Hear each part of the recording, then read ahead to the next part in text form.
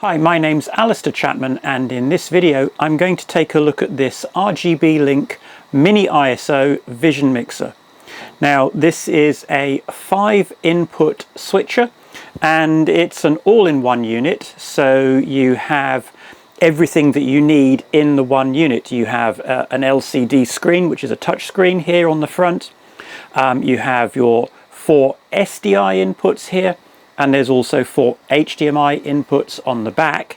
So you can have either 4 SDI or 4 HDMI, or a mix of SDI and HDMI, but 4 external inputs via HDMI or SDI, as well as an NDI or UVC input on the 5th channel, and that's selectable in the menus. Now, being an all-in-one unit with the screen built in, and actually surprisingly small, is super convenient if you want a simple vision mixer that you can just very quickly set up, turn on and go. You don't even need an external monitor. It will stream to the web, to Facebook, YouTube, RTMP sources, etc. Once you have provided you have a network connection, and it's really compact and uses USB-C power. So it's very easy to set up and use. However, I have some reservations about this unit, and that's mainly around some of the more advanced functions on it and the firmware and the software that's in it. Trying to do the more advanced things like picture-in-picture, adding a key overlay with a logo. The menu system in this I don't think is particularly intuitive, and it took me quite a bit of time to actually get my head around how to make it work. Talking to the manufacturer, RGBlink, this is a product that is still being developed. There will be firmware updates for it, so I do hope that we see some improvements with those things, because I really do like the fact that it's small, compact, and if all you want to do is A/B switch between those 4 sources, it's everything that you need. You don't need an external monitor. It's really easy to use in that regard. So looking at it a bit more closely, so as I mentioned, you have 4 inputs, 4 SDI or HDMI, and you can choose. So you go into the menu, you go into your input settings, press on the input function, and then you can choose between HDMI or SDI for that input. The 5th input, and there are buttons for that 5th input on the front panel here, that can either be NDI or UVC or the built-in media player. Now, to activate the NDI decoder in here, you do need to connect this to the internet and log into RGBlink's Tau Cloud function and activate the key. It doesn't cost anything, but you do need to have that internet connection. So if you're going to use NDI, you want to unlock the decoder before you go somewhere where maybe your network connection isn't going to be great. You enter your email on the Tau Cloud website, and then that will activate the NDI decoder. You can also bring up a background image. So if I bring up input 4, where there's no input currently, that will bring up the background image on the output of the mixer, and you can enable that or disable that. Or you can add from this page as well a logo. You can see I've got a logo. If we look at the output, or at least at the multi-view, you'll see that there's a logo in the corner. Now, while I'm here, what I am also going to do is I'm actually going to press the S button here, which is kind of like a shortcut button. And this is currently going to take me to the record and streaming page in the menu. And I'm actually going to record my output here. And you can record at several different bit rates. You can have 2 megabits, 4, 8 and 16 megabits per second. And that records onto an external drive. In this case, I'm using a USB stick. And I found this to be fairly reliable. The 16 megabit per second quality is pretty good. 4, 8, etc. Depends on what you need. It's an H.264 codec. You don't have any other codec options, and those are your bitrate options. This page is also where you would set up your streaming if you're going to stream directly from the device. You can set the bit rate, and whether it's NDI encoded, and you can also stream to the RGBlink Tau Cloud as one option, or you can set up 4 RTMP URLs within the device. You don't need to use a laptop or other computer to do that. But if you do connect this via USB to a laptop, it will appear as a UVC device. So you can use it as, in effect, a webcam. The mixer effectively is seen by the laptop as a webcam, and you can then use the existing web streaming tools. For example, if you want to do a live stream to YouTube, you log into your YouTube account on the laptop, connect this. This appears to be an external camera or a webcam connected to the laptop, and then you can stream that way. It's a very, very simple way to stream if you don't want to add the individual RTMP servers into the device. So it's a very powerful device for streaming to the web. Now, another thing I haven't mentioned that you can also do with this is it has the ability to control a VISCA remote PTZ camera, or in fact several remote PTZ cameras. You can assign the controls on the camera to your 4 or 5 external sources via IP addresses, and then there is a little joystick here and a zoom button here that will control that PTZ camera. A fairly big caveat with this though is there's no real control over the zoom speed other than what you have in the menu. So if I actually go to the PTZ menu here, you do have different settings in here, and you can change the speed to a fixed value within the menu. But this joystick isn't multiple speed. It's basically push it, the camera will pan at the direction that you've set at the speed that's been set. So you perhaps don't want to use this mid-shot because your pan control, it's moved or not. There's no variability to it. But having said that, it does give you that control, that ability to control your PTZ cameras. And actually at Glastonbury, I use this in conjunction with an FR7 and AM7, and I could use the PTZ controls on this to reframe my shots before I cut to the camera. If I didn't have this, I'd have had to use a separate external controller, some sort of VISCA controller, perhaps Sony's IP500. Would have given me finer control, but it becomes a more complicated, a more complex setup. So having the ability to control a PTZ camera from this one unit is a really nice feature. Now going back into the top menu, and we scroll across using the touchscreen, our audio settings are also here, and if I select audio in, we can then select how the audio behaves for each channel. And like a lot of these small mixers, you have the ability to simply mix the audio, so the audio is always live. You can have audio follows video, so that as we select the different inputs, and if I select different inputs, the audio will follow those inputs. Or you can turn the audio off, and then there is a level control for the input. And normally I tend to be using audio follows video. You can also quickly select audio follows video simply by enabling the audio follows video button next to the input control here. So you can turn the audio on and off or select it between mix very easily. So it depends on how you set it, how you're set. If you're set to off in the menu, selecting the AFV button toggles between off and AFV. If you select mix in the audio button, then AFV toggles between mix and AFV. But it gives you a reasonable level of control for your audio from that top menu. Press the menu button to go back one page in the menu. And now if I look at my output settings on the mixer, this is where you control things or do things like set up your stream parameters, the record codec, the record bit rate that you're going to use. So let's go back, because we kind of covered that already.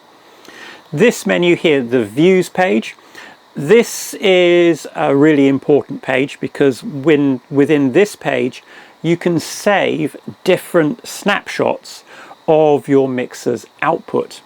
And this is really useful if you're using picture-in-picture effects and things like that, because it allows you to recall a picture-in-picture effect that you've set up very quickly and very easily. And I will come on to that in a little bit. And going along through the menu, we have the keyer options. So the device does include a keyer, a chroma keyer and a luma keyer, and we can choose between green or blue within the keyer. And there is a moderate amount of control with the keyer. It doesn't allow you to choose other colors beyond blue and green, but you can then adjust the width, as you can see here, margin, etc. Going back again, we have our PTZ controls, which I've kind of covered already. And then finally our settings page. And in the settings page, this is where you do things like set up whether this is going to accept a DHCP IP address, or you set a manual IP address, and things like the fan speed, and also some calibration items for things like the T-bar that you have here that allows you to manually control your transitions, to do firmware updates and things like that. Now, you may have noticed, this mic is probably picking it up, that there is quite a noisy fan in this thing. Now, if I go to the fan speed setting here, it's currently set to auto. If I turn auto off and I go to manual and turn the fan right down, you'll see how quiet things suddenly get. Whether we have to run this fan high speed all the time, I don't really know. It does get quite warm. The unit does run quite hot. I do tend to use auto because I'm assuming that the auto function is going to run the unit at the necessary fan speed. And a lot of the time that fan is relatively noisy. So you do need to consider where the unit will be if you're in a very small space and the unit is close to the people that are going to be in your video. The fan noise could be a problem. If you can obviously move the unit away a bit, the fan noise will be much less of a problem. Now, also going back into the menu, one of the things I didn't really cover is in the output page. One of the settings that we have in here in the format section is the output format. So on each of the inputs, there is a frame store standards converter, so we can put in 24, 25, 30, 60 frames per second, even in 4K, and that is downscaled to HD because this is an HD unit. And then in this page here, we choose the output format. Now, with the current firmware, this is a little bit limited. We can have HD at 60p, at 50p, or at 30p and 1920 by 1080 HD, or 1280 by 720 at 30, 60 and 50. But it is worth noting that with the current firmware, there is no option for 25p or 24p. So if you want to do stuff at 24 or 25p with the current firmware, you're out of luck. You are going to be limited to 50, 60 or 30p. Another quirk that I found with this unit is that the output for the multi-view always seems to be 60p, no matter what your rate is here. Is that a problem? I don't think it's really a problem. It's just one of the quirks with this. So even if I do set my output, let's say I go to 50p here right now, and we're now outputting 50p, and I can see that the multi-view is still at 60p. It switches frame rates quite quickly. It boots up relatively quickly when you start it up, so it's quite a convenient unit. But let's now go back, come out of the menus, keep pressing the menu buttons to this main screen here. So what do we actually see on the screen? Well, like you would expect, you have a preview window, then you have your program window, which is the output window, There are some teeny tiny audio meters so you can see what your audio is. Below that, on this row here, we have our 4 primary input sources, so that's your HDMI or SDI inputs. Below this, in this one here, if you had an NDI, UVC or other source, it would be on input 5. Then we have a little audio mixer view here. This little indication here is telling me currently that I'm recording, so that is record. And this window here would tell me whether I'm streaming or not. If I press the streaming button here, we now are streaming. We're streaming to the Tau Cloud, and these 2 windows tell us our recording and streaming functions. Now, about this screen, it is small. So, you know, if one of your cameras is slightly out of focus, you're not going to see it on this screen. But it does see all of your inputs. So you can use just this for an event as a vision mixer. You don't need to bring in an extra monitor or anything else. But I think for a lot of things you are actually going to want to have a larger monitor, and you can output both the multi-view output and the program output at the same time from this mixer. Some of the RTMs and things like that can only output one or the other. They can't do both at the same time.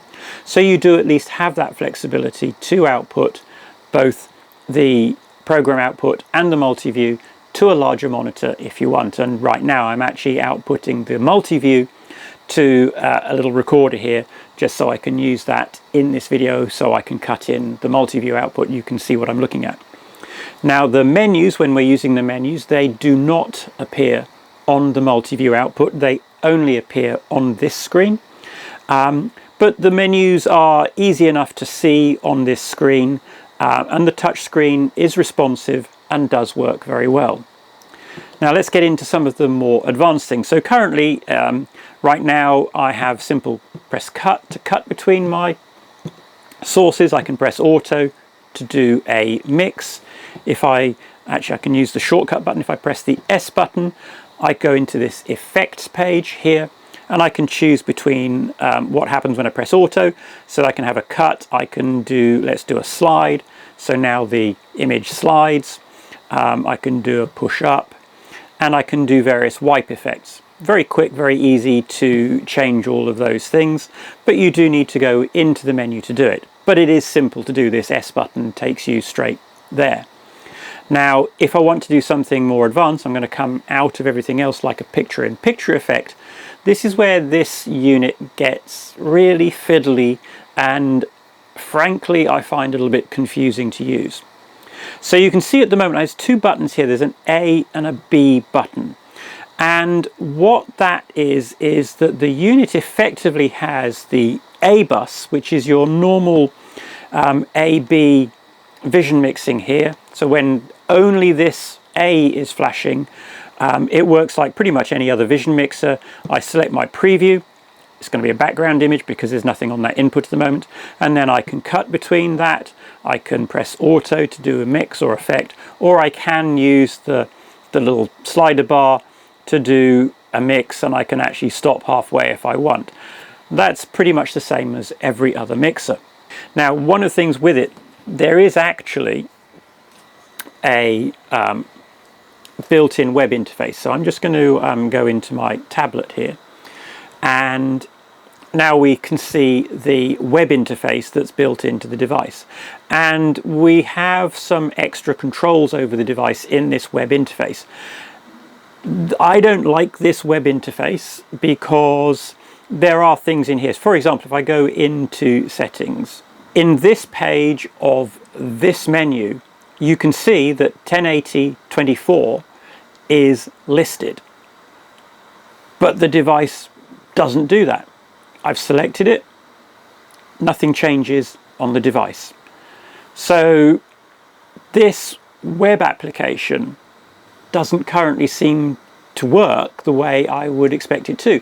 And given this is built into the device, I don't understand why you have the option to select that output here, but the device doesn't actually do it. I don't know. But if I do go to menu and I go to picture in picture, I can turn on picture in picture from here. Now, when I come back to the device here, you can now perhaps see that we have picture in picture. There is a picture in picture in here, and if I press cut, it brings up picture in picture on the output, as you would expect. And now I can actually use the joystick on here to move the picture in picture. It's not very responsive, but I can move it, and I can use the zoom button here to resize it. There we go. It's really not very responsive, but I can create a picture-in-picture effect, and we can use that on the output. And this is actually why I say the views function on this mixer is so important. So if I go into the menu here now and I go to views, I've already saved some of these views. So I can now save this, go across to here. I'm going to put that in memory number 4 and confirm that in memory number 4. If I press number 2, if I come out of view saves and go to views action now and press number 2, I have a picture in picture without the logo. So if I go to that now, we have the picture in picture without my logo in the corner. If I go to view 3, that is going to bring on my logo. And if I press number 4, we'll go to the view that I set up a minute ago. So we can save our picture-in-picture effects and our views at these things that we create as views and then recall them. So if I go back to 1, we're going to lose the logo, we're going to lose the picture-in-picture, we lose everything. If I go back to 4 and bring that on, oh, I have to have B on to bring it on, I can come back to the picture-in-picture. So views allow us to save these effects that are sometimes a little bit difficult and a little bit finicky. And this is why I struggle with this unit. I really like the small size. I really like the fact that it's both SDI and HDMI. I really like there's a built-in touchscreen, so if you don't have space for a monitor, and actually this is how I used it at Glastonbury without an external monitor, you can use it this way. Let me just take that picture-in-picture off, like that. But there are quirks and inconsistencies in the menu that make this thing a little bit confusing to use. If you are going to use it just for A/B mixing between 4 or 5 sources, great, fantastic, works wonderfully. But if you want to start doing picture-in-picture, if you want to do things like that, it's a little bit more tricky. For example, the logo that I've got up in that corner where it says Alistair Chapman right now, how do I get rid of that? There's no easy way, there's no button on the front panel, there's no downstream keyer button as you might find on a lot of other menus. So if I want to get rid of that, I have to go to input and I go to logo and I can turn it off or bring it on. So you can do it, but it's in the menus rather than anything else. So that's the RGBlink Mini ISO. Like I said, it's a bit of a mixed bag for me. I like the SDIs. I like the HDMI inputs. I like that it's powered off USB-C PD.